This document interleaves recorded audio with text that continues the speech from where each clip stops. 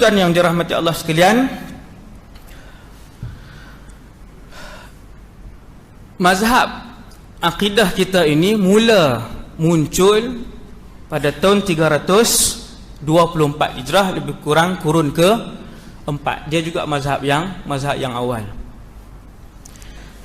Abul Hasan Al-Ash'ari, dia yang asaskan akidah ini. Bermula daripada tahun 300 itu sampailah hari ini, malam ini 1438 Hijrah. Umur mazhab ini lebih kurang 1100 tahun, dan mereka ini digelar sebagai khalaf yang belakang ni. Lama tuan, 1100 tahun. Tempoh 1100 tahun ini ada ribuan ulama-ulama besar dunia Islam yang mazhab mereka juga adalah Asy'ariyah dan Maturidiyah.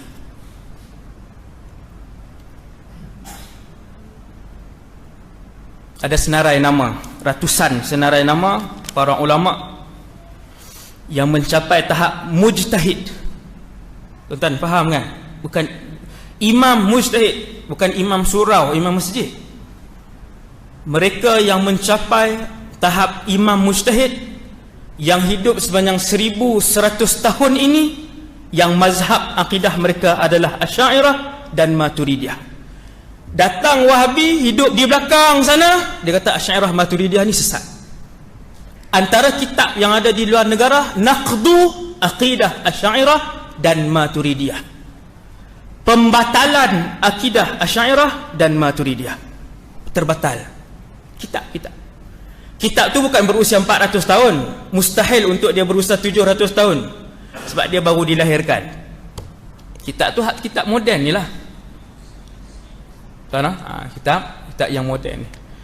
Jadi tuan-tuan yang dirahmati Allah sekalian, antara imam besar yang kalau saya sebut kepada tuan-tuan yang berakidah dengan akidah Asy'ariyah Maturidiyah, antaranya Imam Daraqutni. Tuan-tuan pernah dengar hadis riwayat Daraqutni? Orang selalu baca hadis, dia tahu. Okey, sebut masyhur sikit, Imam Al-Hakim. Ni ramai lagi orang kenal. Semua ni ada ratusan nama yang mereka ini menyebutkan dalam buku mereka secara langsung ataupun tidak langsung bahawa mereka adalah Asy'ariyah ataupun mereka adalah Maturidiyah.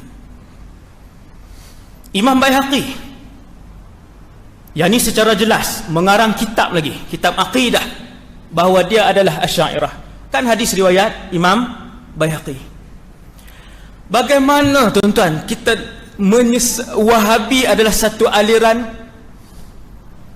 yang paling besar dosa mereka dengan menyesatkan akidah umat Islam yang paling besar di dalam dunia ini sepanjang 1200 tahun. Apabila mereka menulis dan bercakap tentang bahawasanya Asy'ariyah dan Maturidiyah ni adalah akidah yang sesat. Sebab tu kita bercakap, baru tuan-tuan nampak sampai di situ sekali bahaya aliran ini. Kalau tuan-tuan nak tengok video, sekarang pun boleh tulis dalam YouTube, balik lagi pun boleh. Yang faham bahasa Arab boleh tengok ceramah daripada Dr. Uthman Al-Khamis dan sebagainya. Banyak lagi lah yang lain, puluhan lagi yang lain. Abu Ishaq, Ustaz Abu Ishaq ni hak luar negara lah kan. Dan kalau yang dalam Malaysia, tuan-tuan boleh type lah, antaranya tajuk Bukti Penyelewengan Akidah Asy'ariyah. Yang ni bahasa Melayu. Balik tulis, tengoklah siapa yang keluar, Arab ke Melayu. Kalau Melayu, Indonesia ke Malaysia. Tuan-tuan yang dirahmati Allah, sudah sampai satu tahap mereka berani untuk naik banner ceramah penyelewengan akidah Asy'ariyah. Hasbunallah wa ni'mal wakil. Dan mereka berani untuk ceramah, disebarkan dalam YouTube tentang tajuk-tajuk yang begitu sensitif, tajuk-tajuk yang begitu bahaya. Jadi Asy'ariyah ni kita lah tuan-tuan, yang mazhab Syafi'i fiqh, maka akidah mereka adalah Asy'ariyah. Selepas ni orang tanya, kita boleh sebut. Pengasas mazhab Asy'ariyah ini wafat tahun 324, kurun keempat. Kita nampaklah di situ, sudah lama tuan-tuan. Dan antara ulama besar Islam yang disebut oleh Imam Suyuti, Nabi sebut dalam satu hadis yang sahih bahawa setiap 100 tahun Allah akan menghantar ataupun memilih seorang daripada umat Nabi Muhammad di kalangan ulama yang akan menyusun semula, memperbaharui urusan agama ini. Bukan buat main agama baru, dia kita kata format balik lah, macam tu lah. Bukan buat main urusan baru dah, dia main susun balik. Setiap 100 tahun seorang. Mereka ni dinamakan sebagai mujaddid, bukan mujtahid lah.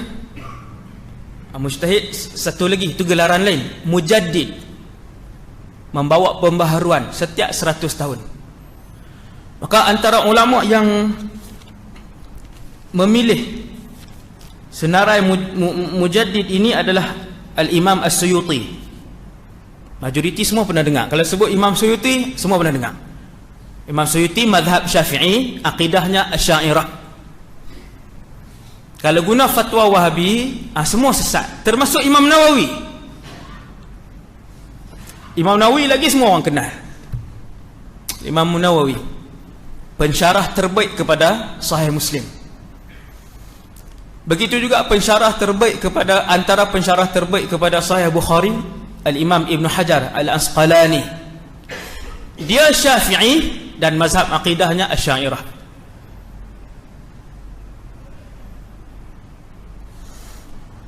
Majoriti muhaddis dunia Islam ini sejak 1200 tahun, mereka adalah di kalangan Syawafi'. Syawafi' ni jamak taksir kepada bermazhab Syafi'i. Hum minas Syawafi'. Majoriti ulama-ulama hadis dunia Islam 1200 tahun adalah Syafi'i, dan akidah mereka adalah, bila Syafi'i, akidah mereka mazhab Asy'ariyah. Imam Suyuti ini dia belakang sikit, tapi dengan kita pun lebih kurang 500 tahun lah, lebih kurang. Imam Suyuti, terkenal Imam Suyuti,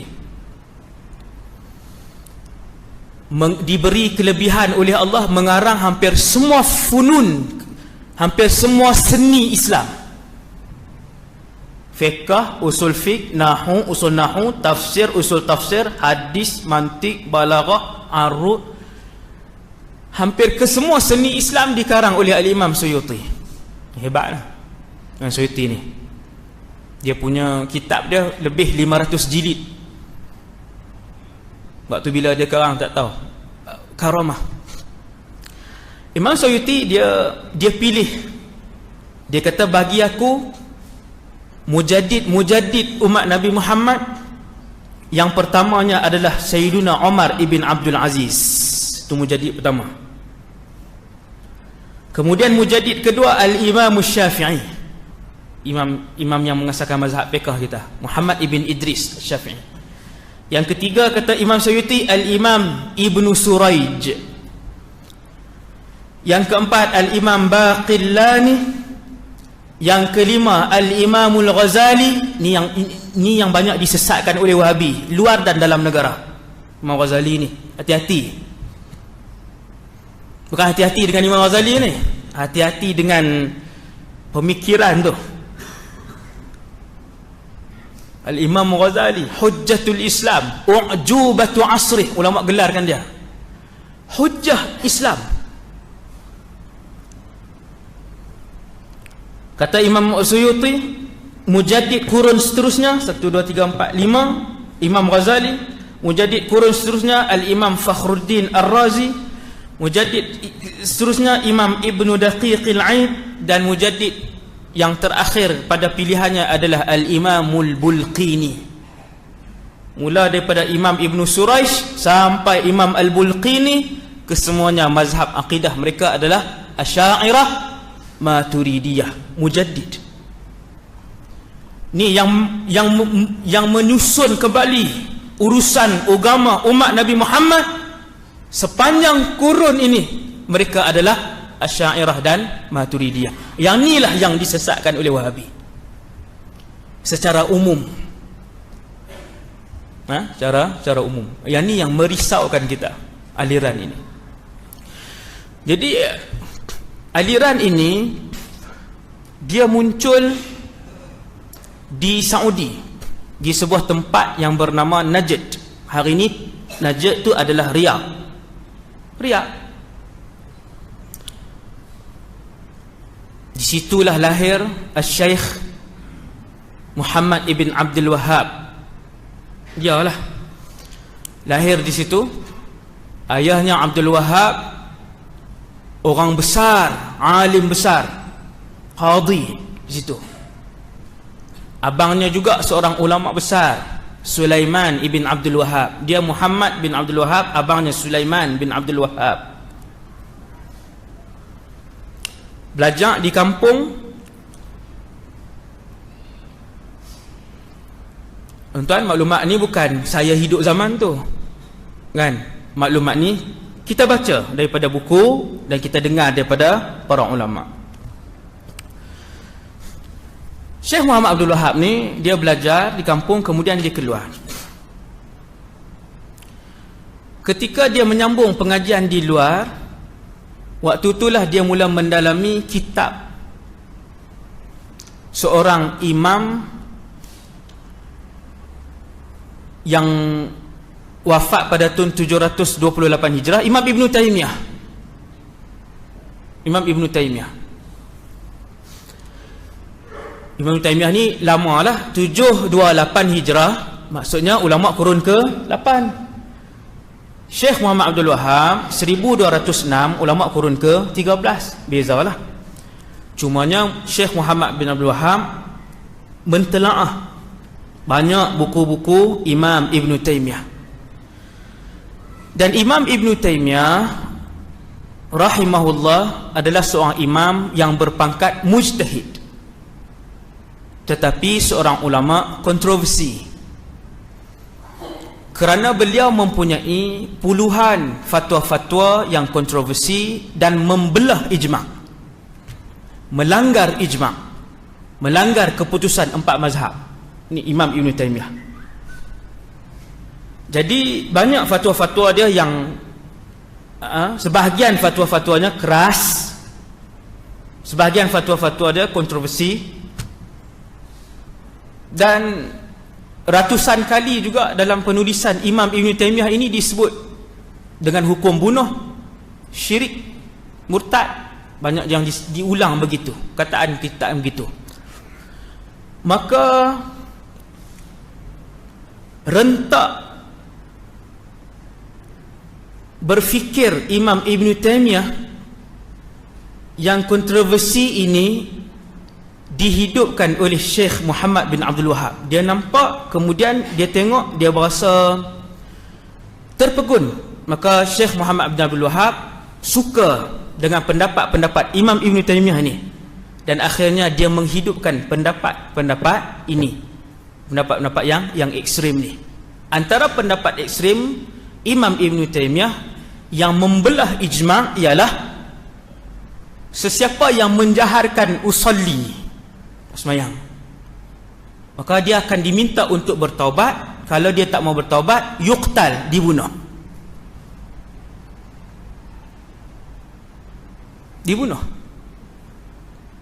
Sesiapa yang menziarahi kubur Nabi sallallahu alaihi wasallam di Madinah dengan tidak ada niat untuk ziarah masjid, maka perjalanan musafir itu dikira sebagai perjalanan maksiat. Ekstrim lah. Selain daripada ekstrim, dia juga melanggar ijma' fatwa tu. Jadi melihat fatwa-fatwa yang keras ini,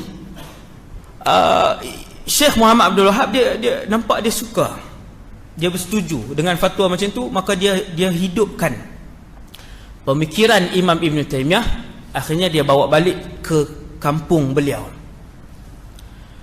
Tentang sejarah ini juga saya dengar sendiri berjam-jam daripada mulut ulama mereka sendiri. Syekh Abu Ishaq, Dr. Nawaf Salim, Dr. Uthman Al-Khamis, Dr. Muhammad Al-Arifi. Berjam-jam saya dengar perjalanan hidup ni Syekh Muhammad Abdul Wahab yang saya sebutkan tadi. Akhirnya bila Syekh Muhammad Abdul Wahab dia bawa balik pemikiran ini untuk disebarkan di kampung, ia ternyata ditentang oleh semua para ulama yang hidup pada zaman itu. Ulama lawan, termasuk ayahnya sendiri, Syekh Abdul Wahab Qadhi ketika itu. Abang beliau mengarang 2 buah kitab mengkritik dan menolak fahaman baru yang dibawa oleh adiknya Muhammad bin Abdul Wahab, dan benda tu sampai hari ini terbuku di dalam buku kitab, antaranya Faslul Khitab fi Raddi ala Muhammad ibn Abdul Wahab, adik dia sendiri, buku. Dan antaranya buku yang kedua yang abang dia sendiri karang. Nampak tuan-tuan, abang kepada pengasas mazhab ni sendiri karang, nama Syekh Sulaiman bin Abdul Wahab, abang dia karang Sawa'iq Ilahiyah, panahan petir daripada Allah, bahasa kiasan lah, fi raddi alal wahhabiyah, untuk menolak fahaman wahhabiyah, abang dia karang. Selain daripada 2 buah kitab ni, ada lagi 24 buah kitab lain yang dikarang oleh para ulama pada zaman itu dan zaman selepas itu untuk menolak fahaman congsang yang dihidupkan oleh Muhammad bin Abdul Wahab ini. Jadi tuan-tuan jangan rasa pelik kenapa sebahagian mufti-mufti di Malaysia, bukan sebahagian, semualah, semelainkan satu saja, kesemuanya menolak aliran ni. Kenapa mereka menolak? Bukanlah ketiga-13 mufti Malaysia itu adalah ulama-ulama baru yang pertama kali menolak aliran ini, tetapi aliran ini telah pun ditolak sejak ia dilahirkan 200 tahun yang lalu. Pada zaman kemunculan dan pengembangan mazhab ini, sebanyak berpuluh-puluh buah kitab yang dikarang menolak fahaman ini. Anda faham kan? Bukan ulama kita baru tolak ni, dah daripada dia muncul. Dan hari ini siapa yang faham bahasa Arab, dia boleh tengok mufti-mufti besar dunia Islam di Syria, di Mesir, di Maghribi, di Tunis, di Pakistan, mufti-mufti Islam kesemuanya